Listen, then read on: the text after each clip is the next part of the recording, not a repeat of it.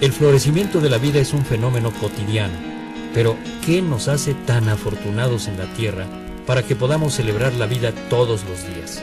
¿Por qué no sucede lo mismo en ninguno de los planetas conocidos? Una de las diferencias más notables de la Tierra con respecto a otros planetas es su respirable atmósfera y su temperatura.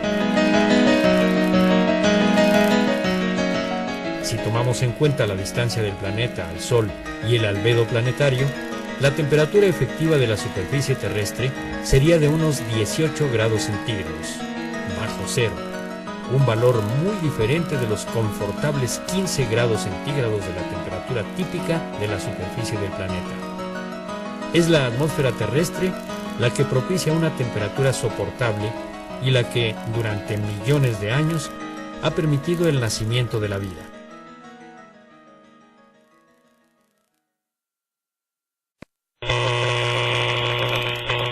Todos los objetos, al calentarse, emiten radiación electromagnética. Mientras más alta sea su temperatura, más enérgica será la radiación.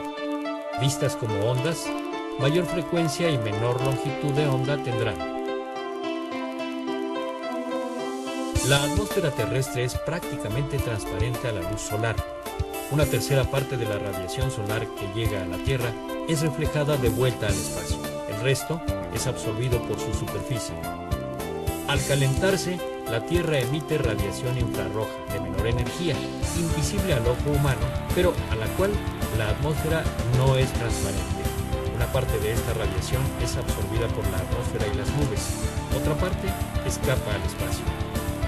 La atmósfera se calienta a su vez y reemite radiación térmica infrarroja en todas direcciones, aumentando la temperatura del sistema climático.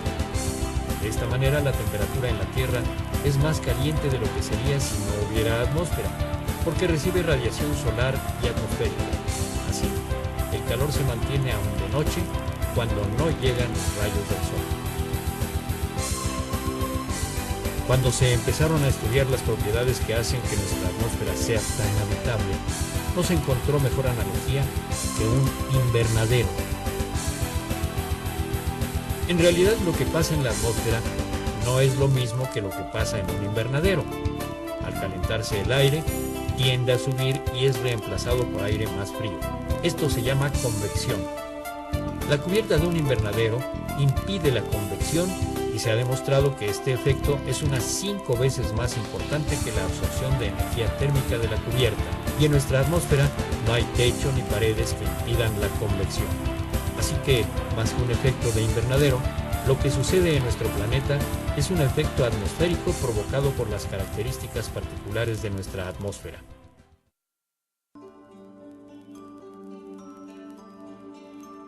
De todos los gases que componen la atmósfera, solo el 1% absorbe la radiación térmica terrestre. Es decir, solo este minúsculo porcentaje es responsable del llamado efecto invernadero, por lo que los gases que lo provocan los llamaremos gases de invernadero. Entre estos, los más importantes son el vapor de agua y el dióxido de carbono. Es claro que en la medida en que estos gases aumenten en nuestra atmósfera, el efecto invernadero aumentará. El caso del ozono es muy interesante por el doble papel que juega. En la troposfera, donde ocurren los eventos atmosféricos más importantes, el ozono es un gas de invernadero, además de que es un contaminante dañino para la salud. En cambio, en la estratosfera, el ozono bloquea la radiación ultravioleta. La contaminación ha provocado que disminuya el ozono estratosférico, que es vital para la salud humana, y se incremente el nocivo ozono troposférico. Otros ejemplos de efecto invernadero planetario los encontramos en nuestros planetas vecinos. Marte tiene una atmósfera muy tenue, insuficiente para mantener una temperatura a niveles aceptables, y además su atmósfera no puede filtrar los letales rayos ultravioleta. Es un ejemplo de efecto invernadero al mínimo.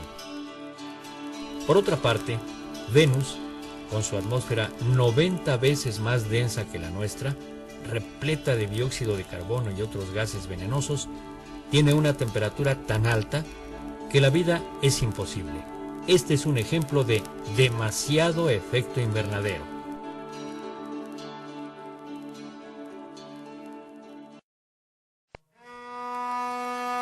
En los últimos 400.000 años, las cantidades de dióxido de carbono en nuestra atmósfera han oscilado en periodos de 100.000 años, en correlación directa con los cambios de temperatura, pero siempre se habían mantenido dentro de los mismos límites. Los niveles más altos de dióxido de carbono nunca habían sobrepasado las 300 partes por millón en volumen en todo este periodo. Pero a partir del siglo XIX, cuando la humanidad aumentó la quema de petróleo, gas natural y carbón mineral y aceleró la destrucción de los bosques, que son sumideros de dióxido de carbono, los niveles del mismo han llegado a las 370 partes por millón. En un siglo se ha alcanzado un registro que nunca se había alcanzado en 400.000 años. El efecto directo en la temperatura típica de la Tierra ha sido un aumento sin precedentes al que se le ha llamado calentamiento global. En los últimos 100 años, la temperatura típica ha aumentado medio grado. Se calcula que, de seguir las cosas como están, aumentará en un siglo entre 2 y 5 grados más. Comparado con lo que cambia en un día de verano en la Ciudad de México, parece poco, pero a gran escala, la temperatura típica rara vez ha pasado de 1 o 2 grados en periodos de 10.000 años.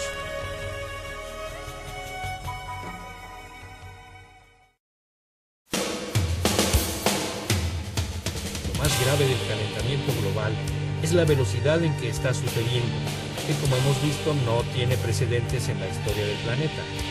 Las consecuencias son imprevisibles, pero entre lo que se ha estimado y lo que ya está sucediendo es que los polos se derritan más rápidamente y en consecuencia aumente el nivel del mar, lo que a su vez provocará inundaciones. Además, al evaporarse mayor cantidad de agua, se refuerza el efecto en la atmósfera. Aún hoy en día, con los numerosos estudios y escenarios que se han desarrollado, no es fácil predecir las consecuencias. El fenómeno no es simple, pero lo que es seguro es que la alteración del clima tendrá consecuencias en la forma de vida en la Tierra. Nuestra Tierra, que, gracias a la atmósfera y al efecto invernadero, es un paraíso apacible, podría convertirse en un infierno incompatible con la vida si es que lo permitimos.